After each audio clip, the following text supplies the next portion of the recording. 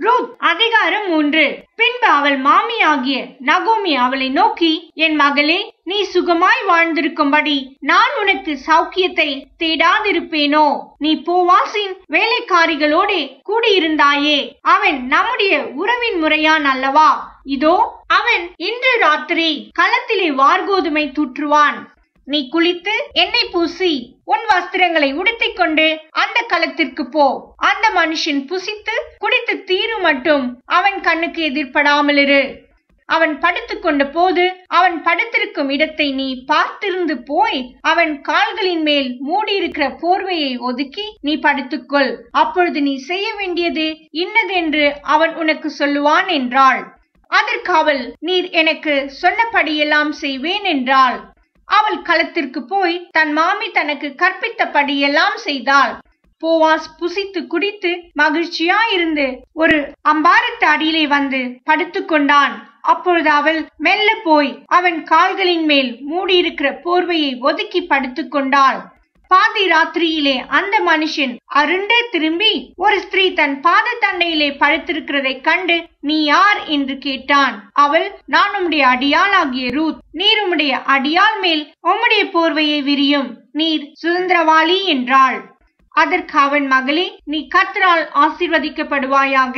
நீ தரித்திரரும் ஐஸ்வர்யவான்களுமான வாலிபர்களின் பிறகே போகாததினால் உன் முந்தின நற்குணத்தை பார்க்கிலும் உன் பிந்தின நற்குணம் உத்தமமாயிருக்கிறது. இப்போது மகளே, நீ பயப்படாதே. உனக்கு வேண்டிய படியெல்லாம் செய்வேன். நீ குணசாலி என்பதை என் ஜனமாகிய ஊரார் எல்லாம் அறிவார்கள். நான் சுதந்திரவாளி என்பது மெய்தான். ஆனாலும் என்னிலும் கிட்டின சுதந்திரவாளி ஒருவன் இருக்கிறான். ராத்திரிக்கு தங்கியிரு. நாளைக்கு அவன் உன்னை சுதந்திர முறையாய் விவாகம் பண்ண சம்மதித்தால் நல்லது. அவன் விவாகம் பண்ணட்டும். அவன் உன்னை விவாகம் பண்ண மனதில்லாதிருந்தானே ஆகில் நான் உன்னை சுதந்திர முறையாய் விவாகம் பண்ணுவேன் என்று கர்த்தருடைய ஜீவனை கொண்டு ஆணையிடுகிறேன். விடியற் காலம் மட்டும் படுத்துக் கொண்டிரு என்றான். அவள் விடியற் காலம் மட்டும் அவன் பாத தண்டை படுத்திருந்து களத்திலே ஒரு ஸ்திரீ வந்ததாக ஒருவருக்கும் தெரிவிக்க வேண்டாம் என்று அவன் சொல்லியிருந்த படியால் ஒருவர் முகம் ஒருவருக்கு தெரியாததற்கு முன்னே எழுந்திருந்தாள். அவன் அவளை நோக்கி, நீ போர்த்து கொண்டிருக்கிற போர்வையை விரித்து பிடி என்றான். அவள் அதை பிடித்த போது அவன் அதிலே 6 படி வார்கோதுமையை அளந்து போட்டு அவள் மேல் தூக்கிவிட்டு பட்டணத்திற்கு புறப்பட்டு வந்தான். அவள் தன் மாமியினிடத்தில் வந்த போது அவள், என் மகளே, உன் செய்தி என்ன என்று கேட்டாள். அப்பொழுது அவள் அந்த மனுஷன் தனக்கு செய்ததை எல்லாம் அவளுக்கு விவரித்தாள். மேலும் அவர், நீ உன் மாமியார் அண்டைக்கு வெறுமையாய் போக வேண்டாம் என்று சொல்லி இந்த 6 படி வார்கோதுமையை எனக்கு கொடுத்தார் என்றாள்.